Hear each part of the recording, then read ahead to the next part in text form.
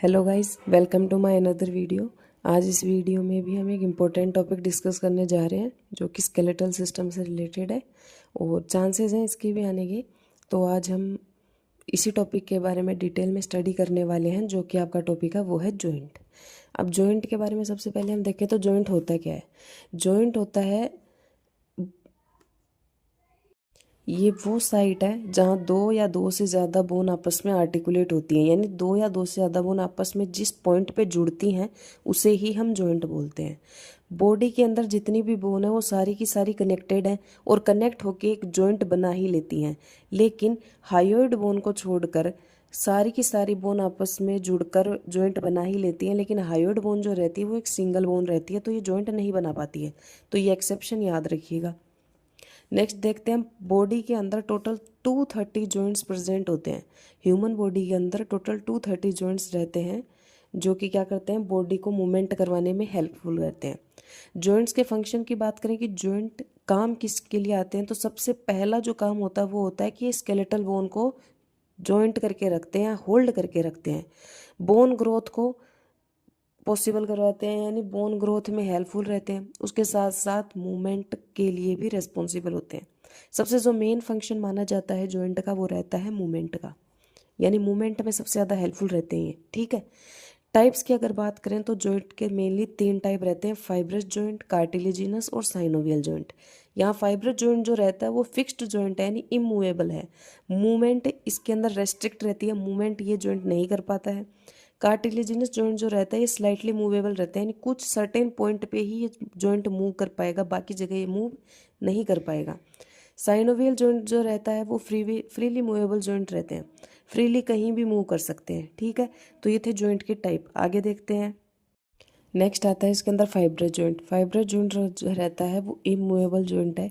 और ये जॉइंट कहाँ प्रेजेंट होता है, कोई भी बोन है, बोन का जो आर्टिकुलर सरफेस है, यानी उसका जो आर्टिकुलर एंड है, उस आर्टिकुलर एंड पे फाइब्रस टिश्यू का डिपोजिशन रहता है। ठीक है।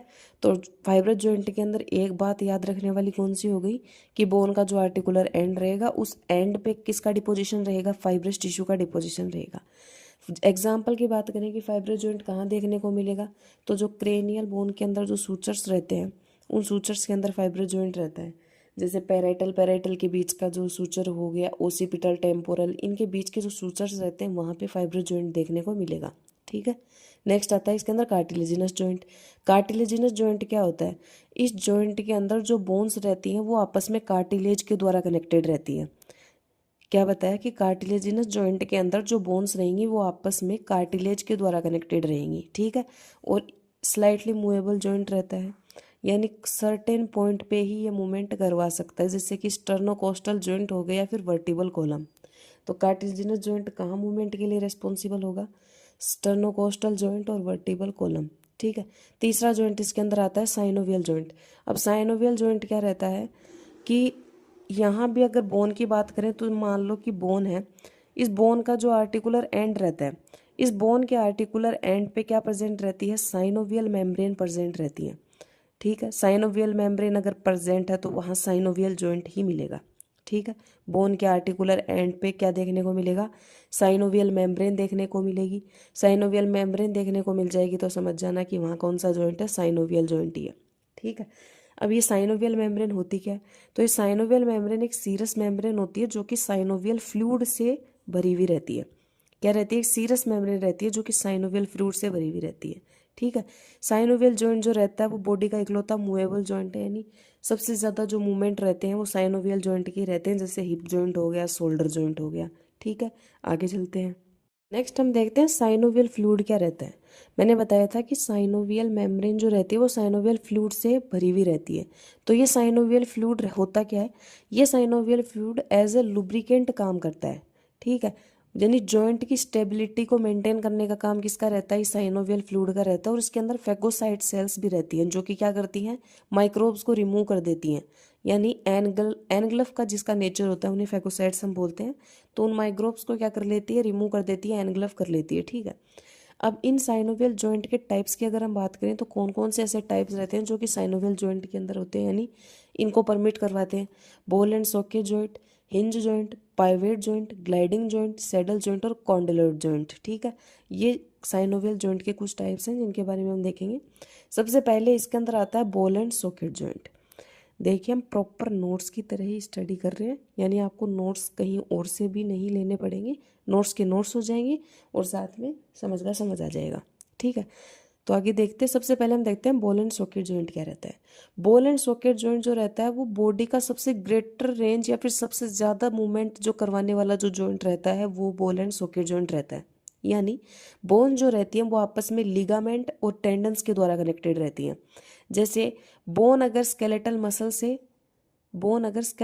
से जॉइंट है तो वो किसकी मदद से जॉइंट होगी? टेंडन की मदद से। ठीक है, लेकिन अगर बोन दूसरी बोन के साथ में अटैच्ड है तो वो लिगामेंट के थ्रू अटैच्ड रहेगी। क्या बताया? अगर बोन आपस में कनेक्टेड है तो लिगामेंट के थ्रू कनेक्टेड रहेंगी, और बोन अगर स्केलेटल मसल के साथ में जॉइंट है तो वो टेंडन की मदद से जॉइंट रहेगी। ठीक है, इसके एग्जांपल देखें तो आता है हिप और शोल्डर जॉइंट। हिप और शोल्डर जॉइंट किसके अंदर आएंगे? बॉल एंड सॉकेट जॉइंट के टाइप है। नेक्स्ट जॉइंट इसके अंदर आता है वो आता है हिंज जॉइंट। हिंज जॉइंट जो रहता है वो सिर्फ और सिर्फ एक प्लेन के अंदर ही मूवमेंट करवाने के लिए रिस्पॉन्सिबल होता है। सिर्फ एक ही प्लेन के अंदर मूवमेंट होता है, यानी कि सिर्फ फ्लेक्शन और एक्सटेंशन ही करवाएगा। ठीक है, एग्जाम्पल देख लो, एल्बो और नी जॉइंट, सिर्फ एक ही डायरेक्शन में इसका मूवमेंट हो सकता है, आगे और पीछे। ठीक है, तो फ्लेक्शन और एक्सटेंशन ही करवाएगा। तीसरा जॉइंट आता है pivot joint.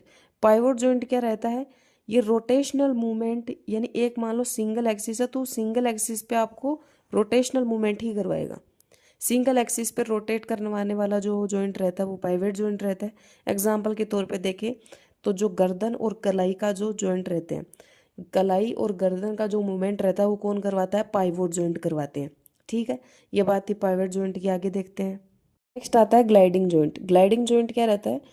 Articular surface of bone looks flat. इसकी जो आर्टिकुलर सरफेस रहती है वो एक तो फ्लैट नजर आती है और साथ साथ में move on another bone in sleeping movement. Sleeping movement permit करता है। ठीक है, एग्जाम्पल के तौर पे हम देखें तो इसके अंदर आ जाता है स्टर्नोक्लेविकुलर जॉइंट। कौन सा जॉइंट? जो कि थोरेसिक वर्टिब्री के बीच में मिलता है। स्टर्नोक्लेविकुलर जॉइंट कहाँ मिलेगा? थोरेसिक वर्टिब्री के बीच में देखने को मिलेगा। नेक्स्ट इसके अंदर आता है सैडल जॉइंट। सैडल जॉइंट जो रहता है वो बैकवर्ड और फॉरवर्ड मूवमेंट के लिए रिस्पॉन्सिबल होता है, यानी राइट और लेफ्ट मूवमेंट ही करवाता है सिर्फ। जैसे एग्जाम्पल के तौर पे देखें, कार्पो मेटाकार्पल जॉइंट। थंब का जो कार्पो मेटाकार्पल जॉइंट जो रहता है, यानी राइट और लेफ्ट, ये मूवमेंट जो परमिट करवाते हैं वो कौन से जॉइंट रहते हैं? Saddle joint. ठीक है, लास्ट जॉइंट आता है वो आता है इसके अंदर कॉन्डिलोइड जॉइंट। ये जॉइंट क्या करवाता है? ये सिर्फ दो एक्सिस पे ही मूवमेंट को अलाउ करेगा। कौन कौन सी? एग्जाम्पल के तौर पे आप यहाँ देख लो, मेटाकार्पोफेलेंजियल जॉइंट और मेटाटार्सल फेलेंजियल जॉइंट। मेटाकार्पल कहाँ देखने को मिलेगी? हथेली की जो मसल्स होती हैं वो मेटाकार्पल्स रहती हैं। ठीक है, और फेलेंजेस यानी अंगुली की जो रहती हैं वो। टार्सल कौन सी रहती हैं? पैरों की अंगुलियों की। ठीक है, और फेलेंजियल अंगुलियों की हो गई। ठीक है, तो मेटाकार्पोफेलेंजियल जॉइंट और मेटाटार्सल फेलेंजियल जॉइंट कौन से जॉइंट के अंदर आते हैं? कॉन्डोलॉइड जॉइंट के अंदर आते हैं। तो ये बात थी जॉइंट के क्लासिफिकेशन की। जॉइंट का क्लासिफिकेशन हो चुका है। नेक्स्ट वीडियो के अंदर हम देखेंगे शोल्डर जॉइंट, हिप जॉइंट, इनके बारे में डिटेल स्टडी करने वाले हैं। तब तक के लिए थैंक यू। अगर वीडियो अच्छी लगी हो तो like, share and subscribe and comment. Thanks.